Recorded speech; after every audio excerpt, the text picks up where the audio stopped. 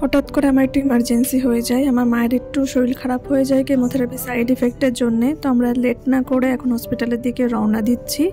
এটুকু আমি ছোটো ছোটো একটু ক্লিপ নিয়ে রেখেছিলাম যাতে পরে দিতে পারি। এখন শুরুতে আমরা ইমার্জেন্সিতে এনেছিলাম, তো আমি ইমার্জেন্সির বাইরে ওয়েট করছি, ওরা ভিতরে চেক আপ করছে। হ্যালো সবাইকে, আশা করছি তোমরা সবাই ভালো আছো। তো আমার লোকেশন দেখে বুঝতেই পারছো যে আমি নর্মাল রুমে নেই, আমি হসপিটালে এসেছি। আবার আমার মাকে নিয়ে অ্যাডমিট করতে হয়েছে, কারণ কেমোথেরাপির একটা হরিবল সাইড ইফেক্ট আছে, খুবই ভয়ঙ্কর। যেমন এই রোগটা, তার থেরাপিও অনেক ভয়ঙ্কর, আমি তোমাদেরকে আগেই বলেছিলাম। তো আমি নিজে সেটা এখন এক্সপিরিয়েন্স করছি যে এর সাইড ইফেক্ট কত ভয়ঙ্কর হতে পারে। তো সেই ভয়ঙ্কর সাইড ইফেক্টের জন্যেই আজকে আমরা এই হসপিটালে আছি। আমি ইমার্জেন্সিতে মাকে নিয়ে এসেছিলাম, তো তারা সাজেস্ট করলো অ্যাডমিট করতে, তো সেই জন্যই মাকে অ্যাডমিট করে দিয়েছি। এখন ট্রিটমেন্ট শুরু হয়ে গেছে, ট্রিটমেন্ট চলছে। আর আমি পাশেই অ্যাটেন্ডেন্ট একজনকে থাকতে হয়, তার জন্য আমি সবসময় থাকি। তো আমি আছি এখনও। তো 2023-এর শেষ দিন আজকে, 31শে ডিসেম্বর। তো সেই শেষ দিন আমার কাটছে হসপিটালেই। আসলে আমি জানি না 2023 সত্যিই আমার কেমন গেল। আমি সত্যিই 2023-এর কাছে প্রশ্ন করি যে তুমি কেমন আমার জন্য ছিলে বছরটা। কারণ এই বছরে আমার সাথে দুটো বড় বড় জিনিস হয়। 1 নম্বর তো আমার এমবিবিএস সার্টিফিকেট আসে আমার হাতে, আমার এমবিবিএস কমপ্লিট হয়। আর 2 নম্বর তোমরা জানোই যে আমার মায়ের ক্যান্সার ধরা পড়ে। ওটা সেকেন্ড, মানে যেটা আমার কাছে বেস্ট একটা নিউজ ছিল আমার এমবিবিএস কমপ্লিট করা, তার থেকেও অনেক গুণ খারাপ নিউজ, সব থেকে ব্যাড নিউজ আমার জীবনের, যে আমার মার ক্যান্সার ডিটেক্ট হয়। তো আর 2023-এর শেষ দিন আজকে, সেটা আমাকে হসপিটালে এইভাবে কাটাতে হচ্ছে। তো সত্যি 2023 কেমন ছিল আমি জানি না। এখন আই হোপ 2024 আমার জন্যে কোনো ভালো নিউজ নিয়ে আসবে, আমার জন্য একটু লাকি হবে, সব কিছু ঠিক হবে 2024-এ। তো ইমার্জেন্সি থেকে মাকে ওয়ার্ডে শিফট করে দিয়েছে। এখন শিফট করার পর প্রথমেই সব ভাইটালসগুলো চেক আপ হচ্ছে, কারণ ভাইটালস শুরুতেই দেখা অনেক বেশি জরুরি।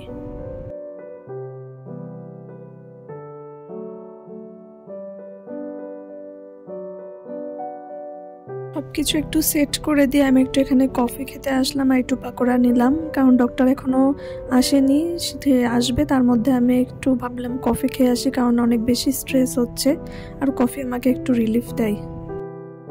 তো ক্রিসমাস আর নিউ ইয়ারের জন্য পুরো হসপিটালটা অনেক সুন্দরভাবে সাজিয়েছে। এটা মেনলি ক্রিসমাসের জন্য, দেখো খুব সুন্দর একটা সেন্টার একটা রুম বানিয়ে দিয়েছে। আর এই যে পুরো হসপিটাল এইভাবে সাজানো, অনেক সুন্দর করে সাজিয়ে রেখেছে।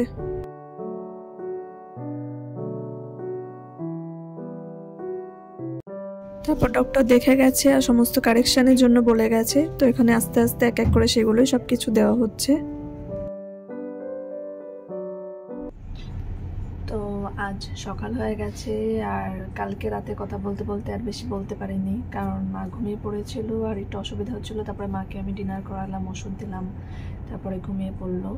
তো আজকে সকাল হয়েছে আর আজকে কন্ডিশান আগের থেকে একটুখানি, মানে 1% ঠিক হয়েছে, কিন্তু ম্যাক্সিমাম ওরকমই আছে।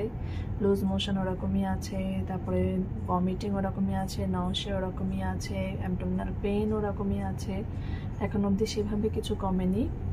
তারপরে ডাব্লিউবিসি কাউন্টটা অনেক কমে গেছে, তো তার জন্যে সব কিছু দেওয়া হচ্ছে যাতে ডাবল করা যায় as soon as possible WBC কাউন্টটা। তো তোমাদেরকে বলা হয়নি যে, মানে কাল বলা হয়নি যে কেমোথেরাপির সেই হরিবল সাইড ইফেক্টগুলো কী আর আমার ক্ষেত্রে কি হয়েছে। তো কেমোথেরাপি সবসময় তোমরা জানো যে ক্যান্সার যেরকম ভয়ঙ্কর, কেমোথেরাপি সেরকম, মানে তার থেকে হয়তো বেশি ভয়ঙ্কর তার ট্রিটমেন্ট। তো সত্যিই কেমোথেরাপির অনেক অনেক অনেক অনেক ভয়ঙ্কর সাইড ইফেক্ট থাকে, যেগুলো আমাদের সাফার করতে হলো। তোমরা জানোই মাকে আইভি দিয়েছিল কেমোথেরাপি অ্যান্ড ট্যাবলেট কেমোথেরাপি দিয়েছিল। তো যখন আইভি কেমোথেরাপি দিয়েছে সেদিন একটু মাসেল স্পাজম হয়েছিল, সেরকম কিছু প্রবলেম হয়নি। কিন্তু যখন ট্যাবলেট কেমোথেরাপি শুরু হলো ডে বাই ডে, মানে প্রথম 3-4 দিন তেমন কোনো অসুবিধা হয়নি, ডে বাই ডে আস্তে আস্তে প্রবলেম বাড়তে থাকলো। নাউসিয়া হলো প্রথমে, তারপরে ভমিটিং শুরু হলো, বমি করতো, দিনে 3-4 বার বমি করা শুরু করলো। তারপরে বমির ওষুধ দিয়ে অনেক কন্ট্রোল করার পরে 2 দিন মাঝখানে ঠিক ছিল, তারপরে আবার সেই জিনিসটা রিপিট হয়। মানে যাই খেতে দিই একটু খাই, খেয়ে বমি করে দেয়, যাই খাই বমি করে দেয়। তারপরে লাস্ট 3 দিন ধরে শুরু হলো প্রচুর পরিমাণে ডায়রিয়া, লুজ মোশন আর প্রচুর পরিমাণে পেন। এবার তোমাদেরকে বলি এই পেনটা কেন হচ্ছে, কেমোথেরাপির জন্য এই পেনটা কেন হয়। কারণ মাকে তোমরা জানো ইন্ট্রাপেরিটোনিয়াল কেমোথেরাপি দিয়েছিল, আর সেই কেমোথেরাপির জন্য সেলগুলো প্রলিফারেশন হচ্ছিল, সিভিয়ার কোলোনাইটিস হয়েছে, সব কিছু ইনফ্লামেশন হয়েছে, তো তার জন্য অ্যাবডোমিনাল পেনটা হচ্ছে।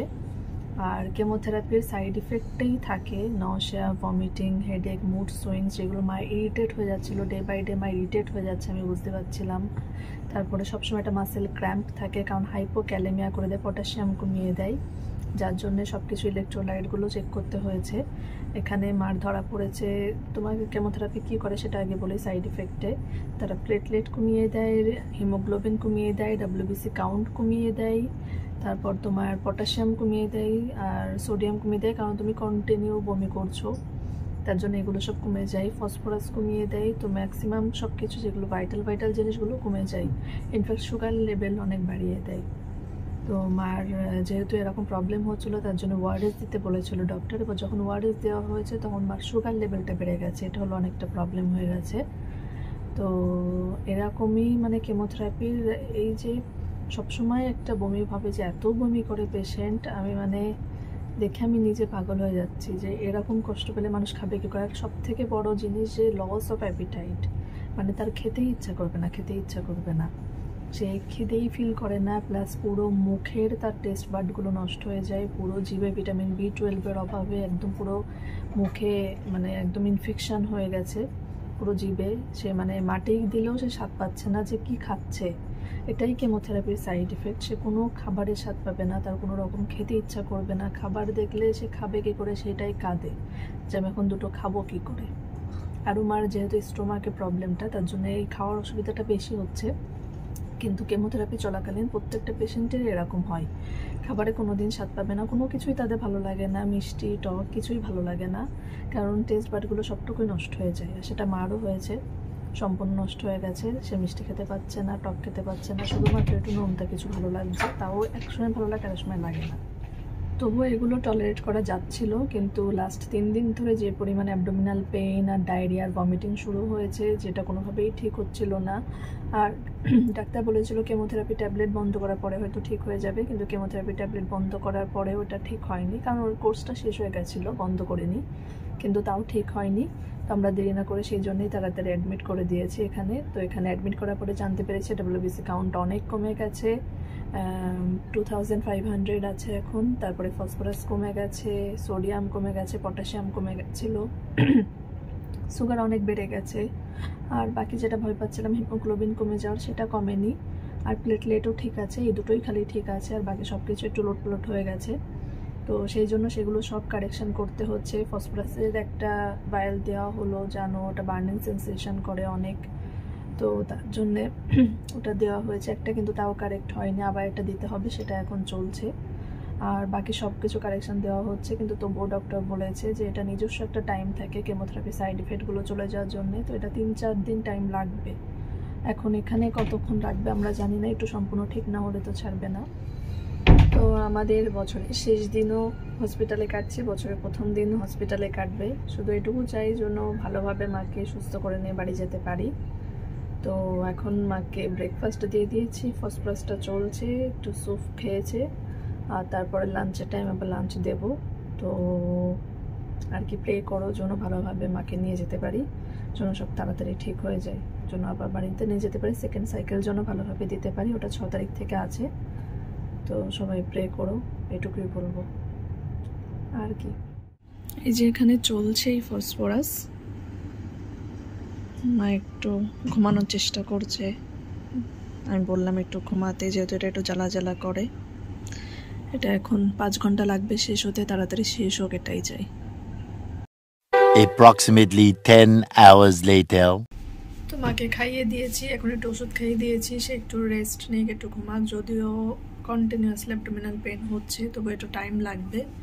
তো নতুন বছর শুরু হয়ে গেছে, তো সবাইকে নতুন বছরের অনেক অনেক অনেক শুভেচ্ছা, হ্যাপি নিউ ইয়ার। আর আমার জন্য অনেক প্রে করো যেন এই নতুন বছর আমার জীবনটাকে আবার নতুন করে সাজিয়ে দেয়, যেন আমার মা সুস্থ হয়ে যায়, যেন খুব ভালোভাবে খুব তাড়াতাড়িভাবে আমি এই বছরই তাকে আবার একদম সুস্থ করে নিয়ে যেতে পারি, যেন সব কিছু এই নতুন বছরে নতুন করে আবার শুরু হয়, যেন সব কিছু খুব ভালোভাবে কাটে, যেন একদম হেলদি হয়ে যায়। তোমরা সবাই খুব ভালো থাকবে, সবার জন্য অনেক বেস্ট উইশেস থাকলো। আজকের ব্লগটা আমি এখানেই শেষ করছি, দেখা হবে নেক্সট কোনো ব্লগে। এটা আমি একটা ছোটো আপডেট দিয়ে দিলাম আমার লাইফের, যে আমার বছরের শেষ দিন কী গেল আর শুরুর দিন কী গেল, এইটুকু একটু আপডেট দেওয়া ছিল আর তোমরা জানতে হয়তো চাচ্ছিলে, তার জন্য আমি একটু আপডেট দিয়ে দিলাম। তো ঠিক আছে, দেখা হবে নেক্সট ব্লগে, আবার আপডেট দিতে থাকবো আমি। তো নতুন বছর ভালো কাটো, সুস্থ থাকো, নিজের শরীরের খেয়াল নাও, নিজের বাবা মার খেয়াল নাও, সবাই ভালো থাকো। তো টাটা।